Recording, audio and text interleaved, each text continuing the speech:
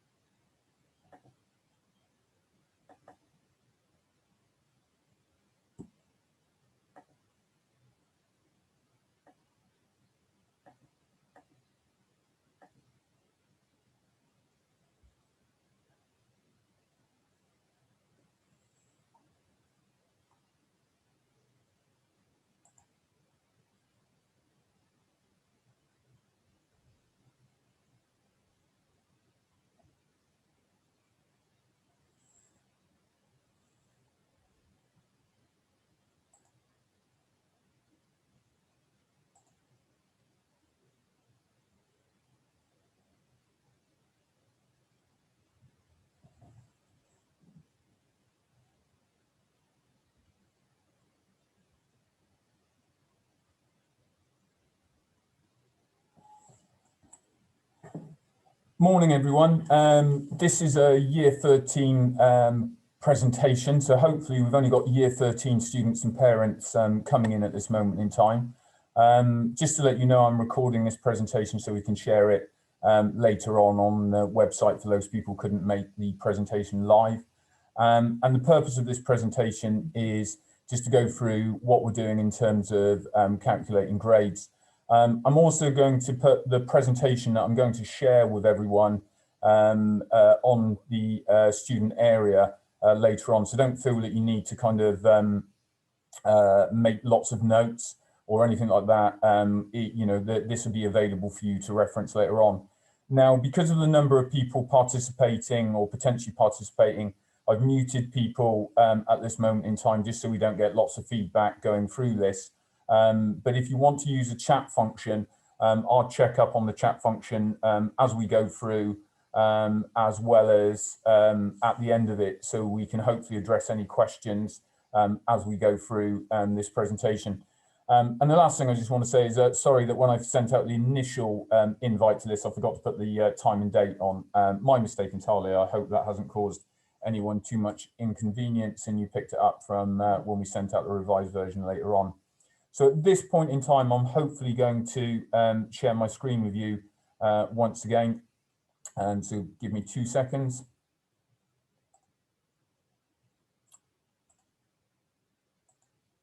So as I say, we're looking at the way that we're going to calculate the Year 13 grades for this year.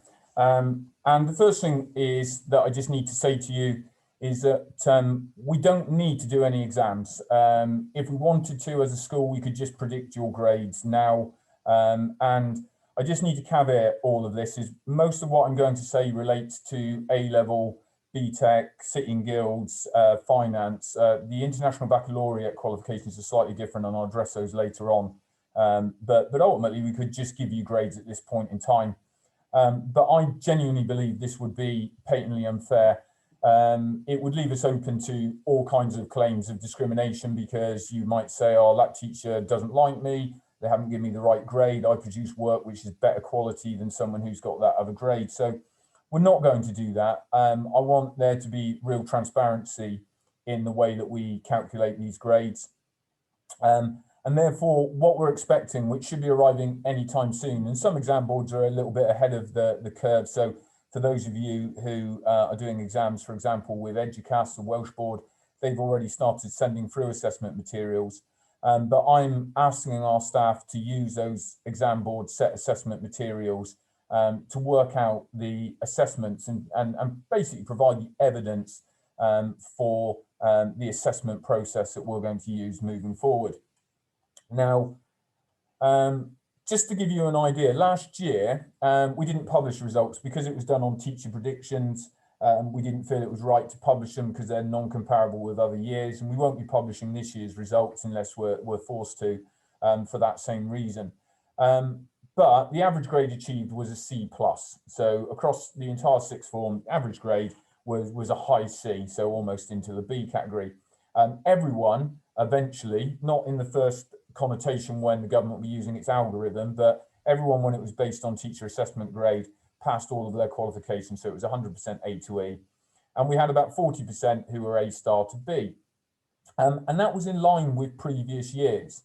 And the performance of this current Year 13 cohort is pretty identical to the last one as well. And when I say that, there's obviously going to be students who fall outside. There'll be students who are achieving much higher grades than that.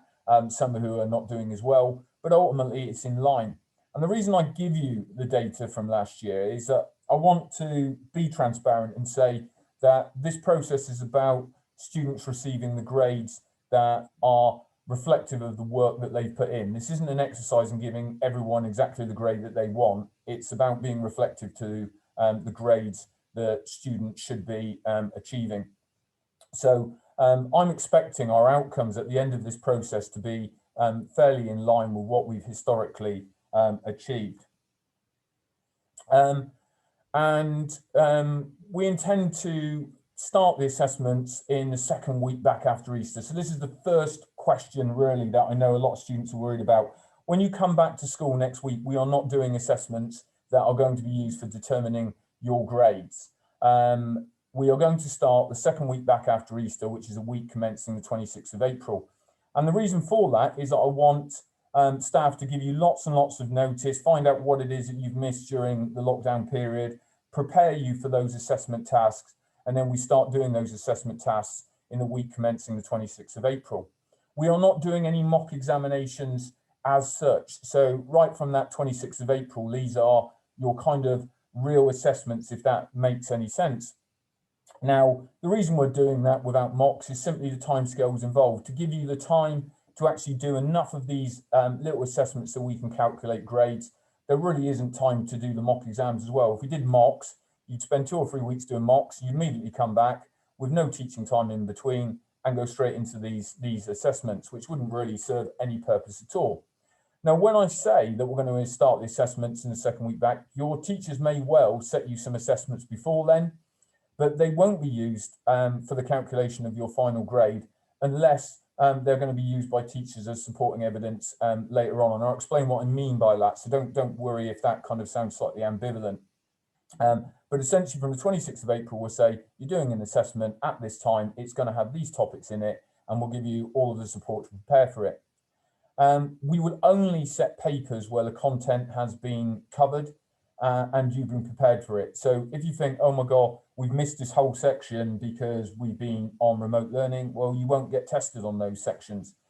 Equally, if it's work that you did at the start of year 12, we will prepare you, revise it before we set that paper. I need to stress at this point in time, we want you to do as well as possible as well. We have no interest in setting you exams where you are not prepared to be successful. So, you know, we will give you that preparation. We will make sure that you know what's going into each of those tests. So as a result of that, we're not going to teach anything new from this point onwards, except small extracts to complete larger topics. And what I mean by that is, for example, we've had Miss Foreman, for example, has said, oh, I'm almost finished a unit like I was doing in year 13. Is it okay if I do the last little bits? Now to that, yeah, it is, because that work that she's been doing with those students, it's fresh in your mind, you're likely to do very well in an assessment. And if it's only a couple of small things that need to be added to complete the unit, then that's absolutely fine. So there'll be some little bits of new content. But if, for example, you hadn't done a whole unit of work for a subject, I'm not asking any of my teachers to catch up on that, and you will not be assessed on that unit of work. Now, it may be over the summer, if you're going on to further study, that you might want to look at that unit, just so you don't have a gap in your knowledge, and we can help support you in that area, but we won't be doing any testing on it. In all subjects, students will sit the same paper, so within your subject, to allow a rank order to be calculated. And this goes back to this discrimination. Ultimately, what I'm looking for is raw scores. And then those raw scores are going to be used to generate your grade. So, you know, even if you think your teacher doesn't like you, and it'd be patently untrue, but even if you think that, then ultimately what we are doing is saying, right, but your grading that the teachers are giving should be a reflective of where that student sits within that class. And we can do that very easily by that rank ordering of those raw scores. And I'm hoping that every single one of the subjects that you do can utilise multiple assessment tasks. Now, the reason I say I hope, there may be some exceptions to that, and I'll give you one. If you're doing film studies with IB, it's virtually all coursework, and you've done most of those IAs already. So I'm not expecting Mr. Carl to be setting lots and lots of assessment tasks at this point in time, because he's been doing that for the last 2 years and he already has that evidence. So I'm not saying it's going to be universal, but that's generally where we are. These then will be aggregated. So if a student were to do 5 assessment pieces and achieve A, B, B, B, B, then we would expect our teachers to be predicting a B. Now you may be going, oh, but they've done an A there, but hopefully you can see that the grade B is where the student was working at most consistently. And the focus is on what a student is currently achieving. And that's what we have to predict. And I apologize that some of the audience, shall we say, of some of what I write is because this presentation I've given to our staff, you're getting exactly the same presentation as I've given to the staff. So you know the instructions that have been given to those as well. So sometimes my the way that some things have been written, it looks as though it's been written towards staff, but you get to know what I've told them. Now, in previous years, we've gone, oh, great, you've got an A. I reckon you can go on to get an A. Well, you know, what we've got to do is on the balance of the evidence. So if you've got 4 Bs and 1 A, it's likely to get a B. If you have one bad test, we'll just disregard it. So any negative outlying performance, we just eliminate. And the reason we do that is that might be a period where the rest of the class were being taught and you were self-isolating because you had been in contact with COVID, or you had been ill, or even your teacher might have been ill. And it may be across the class that the entire class get a poor assessment because we recognise with all of the disruption that that topic hadn't been taught well. So we will just eliminate it. So in this example here, where a student's got A, B, and an E, we would just eliminate that E from the assessment because clearly that's an outlying piece of evidence and the student would end up getting predicted an A.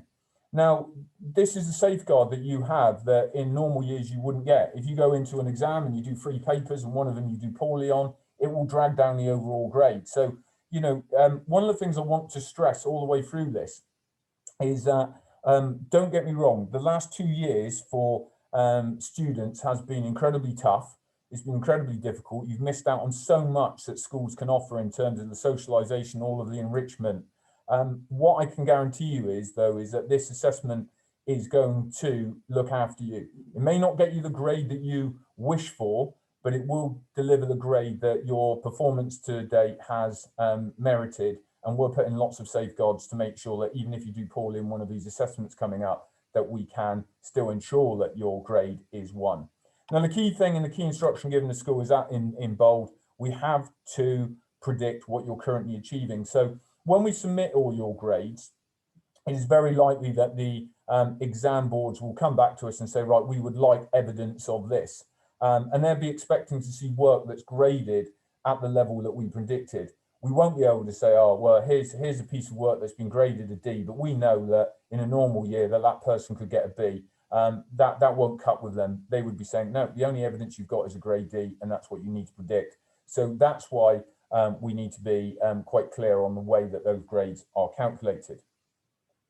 When we aggregate all of those little tests together, we're then going to ask the teachers to have a look to see if the assessment aligns with the classwork. So if you've got a teacher who goes, this student's been absolutely brilliant all year, I think they're going to get an A, and they do 4 or 5 assessment pieces and they're all at a C grade, again, extra piece of protection we'll put in for you. We will say to the teacher, right, well, what evidence have you got that we would be able to give an exam board and say that this student's actually working at an A?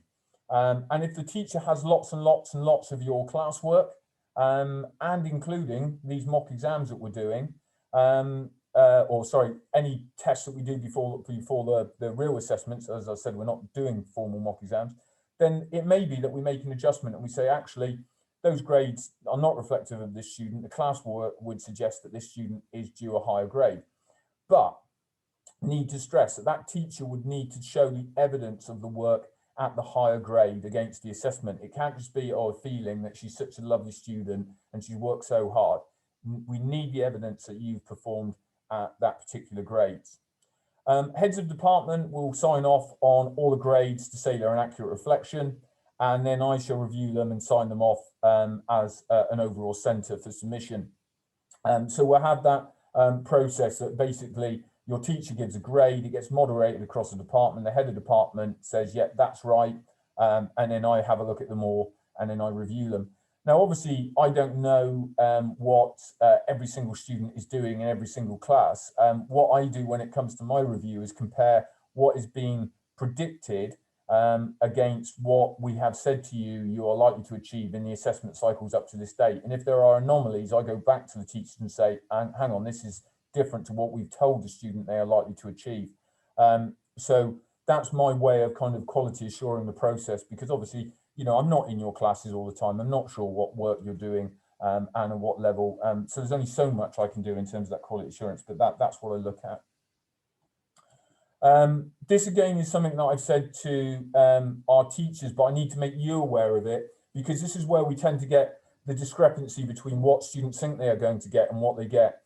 Historically, we would have said to students when they produce a work, you know, they produce a piece of work at grade C and the teacher says, oh, brilliant, that's excellent. The way you're progressing, you could get an A in your exam.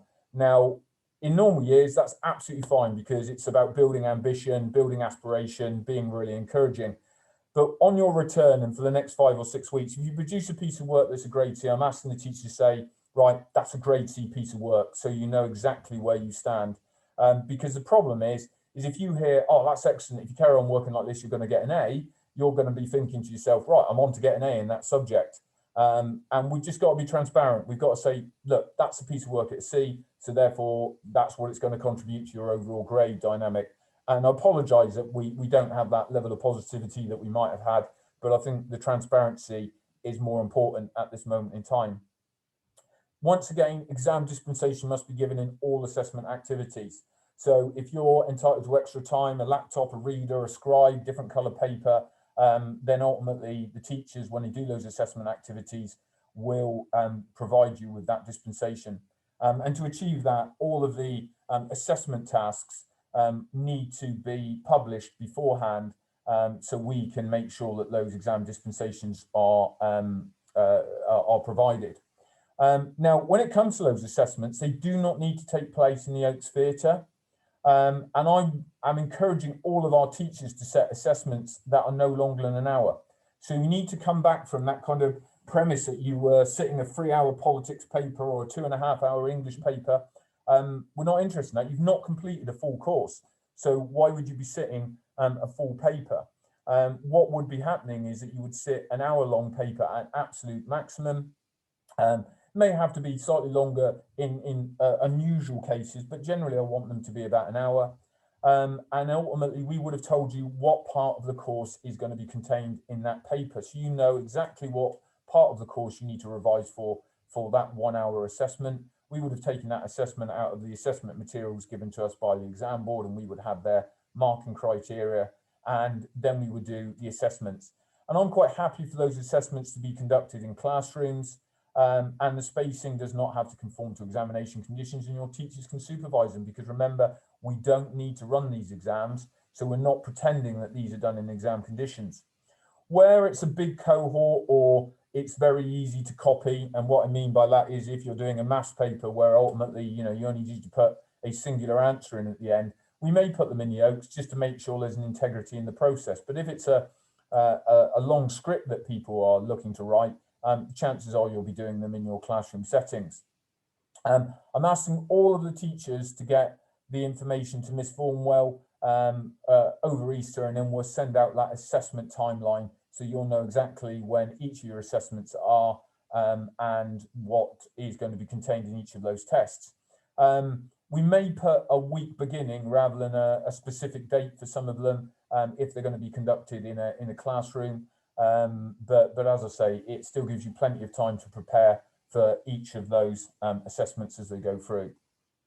For those of you who have done coursework up to now for things like BTEC, City and Guilds, finance, it should be used to calculate the grades. However, it doesn't actually limit you in its entirety.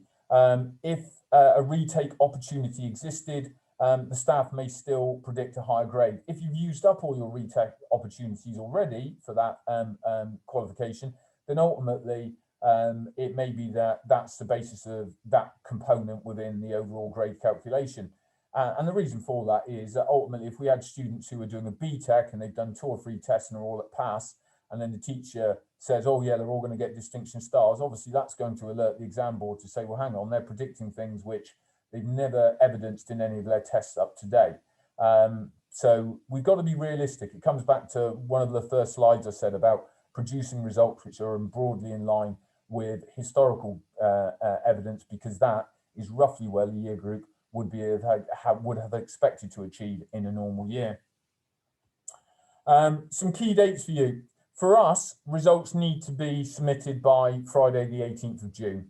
And therefore, the last day of teaching for year 11 and 13 students will be Friday the 11th of June. So after Friday 11th of June, that'll be your last day. We may tweak that a little bit. If I'm being brutally honest, the vast majority of the assessments will take place before the May half term to give us time to do the moderating. And then what I'm expecting after the May half term in that kind of last week or first week in June rather, is for us to have a look at all of the students where we think, hang on, the assessments aren't in alignment with what we would expect from that student, and go back and try and collect work which is more commensurate with the grades that they think they should be getting. So that period up to the May half term is key, but ultimately we'll still be looking at data up until Friday 11th of June. Then we need a week to get it all collated, all signed off, and all distributed to the exam boards. Now, IB courses finish earlier than this. So if you're doing an international baccalaureate course, it actually, as things stand at this moment in time, they should be finished by April the 10th. And it's a slightly different way of calculating the grades. But in reality, they're likely to give all UK schools an extension until the middle of May. So ultimately, it'd be the May half term for the IB courses, and then we'll have to get the data into IB. So results days for students, the IB results we get early July. We would do in a normal year, nothing's changing in that. Sixth form results we get on the 10th of August. And the year 11 results are on the 12th of August. And I put the year 11 results because obviously if people are doing English or maths retakes, they get those results on the 12th of August, not the 10th of August. Okay. All coursework for IB has to be submitted by the Easter holidays. You're aware of that already because the IAs are straight away. As I've said, at the moment, they're saying the 10th of April. So if you see on the internet, IB finishes on the 10th of April, and I've told you middle of May, it's because we're expecting an extension to this. And I was speaking to some senior people from IB last week, and they kind of already expect that. And therefore, the IB courses will run to the May half term, not the my half term, as my poor literacy has got listed there. Now, a couple of things about appeals. Firstly, we are not allowed to tell students or parents what grades we submit to the exam boards. That's a rule from Ofqual. We're not allowed to tell you what we're submitting. I don't really understand why, because they basically said they're not applying an algorithm to it. So whatever we submit, you're going to receive on August the 10th or 12th, but that's the ruling. So to get round that, I intend to provide an interim assessment for year 11 and 13 shortly before the May half term, which should provide a very clear indication. Now, I'm saying that this gets round it is because those grades that I put on the interim assessment may be subject to change. As I said, you'll be working up until June the 11th, so there's still capacity for change, but obviously they give you a very, very clear indication of what it is likely that your teachers are going to be predicting after that date. So if you disagree on the grades giving on this interim assessment, speak to your teachers after the half term. But remember, you must be able to show consistent work at the grade you feel you deserve. Potential for a grade or desire for a grade cannot be considered. So, you know, if we've said you're down to get a C and you need a B for a university offer, we can't give you a B just because that's what your university offer was. We can give you a B if you've got lots and lots of work, which is of B grade standard. Now, the reason I want to send those grades out is simply because you know, I'm not naive enough to not think that a teacher may have made a mistake with your grade. So if we give you an interim assessment and you think, actually, that's unfair because I've got 5 or 6 pieces of work which are a higher grade than that, then, you know, go and see your teacher and say, but I've got 5 or 6 pieces of higher work and we can get those grades adjusted before we submit them to the exam boards. There will be an exam board's appeals process, but but if it's anything like last year's and the clarification isn't there yet, it will be focusing on demonstrating that you've been discriminated against if you wish to have your grade changed. You can't just say, oh, I think I'm better than that, or, you know, I don't think the grade's representative. You would have to demonstrate that you've been discriminated against in that grade calculation. And, you know, if I'm being brutally honest, I think with the protocols and the processes that we put in, I hope that no one's discriminated against. I mean, that's why we put a lot of systems in place. So, you know, it's one of those that we want to avoid anyone having the right to appeal. And that may mean that you don't end up with a grade that you are really happy with, but I'm hoping that it is at least a grade that your work supported. And then lastly, because it's already come up both in year 11 and year 13, we are looking to arrange a prom for you this year if the COVID easing continues as planned. So leave that one with us. There's plenty for students to worry about at this moment in time, but we haven't forgotten it. It would be nice to give you some level of normality before the end. I'm going to go at this time. I've only had the one question through on the chat, which is, will the assessments be done over time in class or in exam conditions? Generally, I think most assessments in year 13 will be done in class. It's likely to be in the Oaks, as I say, if it's something like a paper where it's short answers and it's going to be relatively easy to copy, and there's quite a lot of people in the room. If there's only 2 people in a maths class, then it can be done in there. We're going to be using the Oaks an awful lot more for the year 11 exams, where there is a situation where there's obviously a lot more students doing each subject. If you end up with a subject where there is more than one class being delivered, and that may be the case with things like criminology and business, we may use the Oaks for those exams, simply because it means that the paper can be taken at exactly the same time by both classes. We don't want to leave ourselves in a position where one class is advantaged because they do the paper second and people have told them the answers before they even go into the exam, or told them the questions before they go into the exam. As I say, the exam board materials we get through, we'll also have to make an assessment on their security. If it turns out that they're being shared widely over the internet, it may be that we just actually end up using our own assessment materials, just simply so there's an integrity in the process. All of the time, what we're looking for is an integrity and a transparency in what we're trying to get in the process. I'm hoping that has cleared most of the questions up about how we're working, your exams out. The key thing for me is the one thing that I've tried to say all the way through. The basic premise is that you will not be disadvantaged in terms of where this is going. We already know from the interim grades, and this is kind of answering the question that's come up, where we expect you, or what we expect you to achieve. But we also recognise that every year students get into an exam situation and kind of, they may not have been working full throttle for the last 2 years, but then suddenly do a lot better in those assessments. And equally, we know that every year some students go into exams and just have a bit of a meltdown and don't do themselves justice. So in reality, what we've got here is a perfect scenario. For those who do well at the end of the 2 years in the assessments, you will get credited for that effort in those exams. For those who have a meltdown in one paper, we will just say, right, that's just an anomaly, we will disregard it. For those of you who have a meltdown in more than one paper, we'll then start looking at all of the work that you've done over the 2 years to say, actually, is there evidence to say that this student should get a better grade than those assessments were?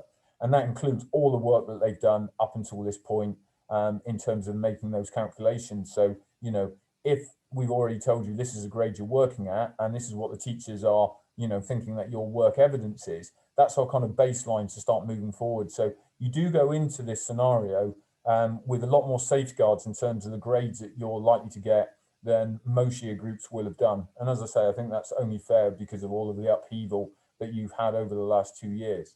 The key thing for me is really about the fact that we have a mutuality of interest. We want you to do the very best that you can, and I know you want to do the very best that you can. The only thing that I caveat it all with is that we can't just produce grades on a wish list basis, to meet university requirements, or just because someone wants a high grade. It has to be justified by the work that we can evidence. But I know, for the overwhelming majority of year 13, you're in a really good position to demonstrate that moving forward.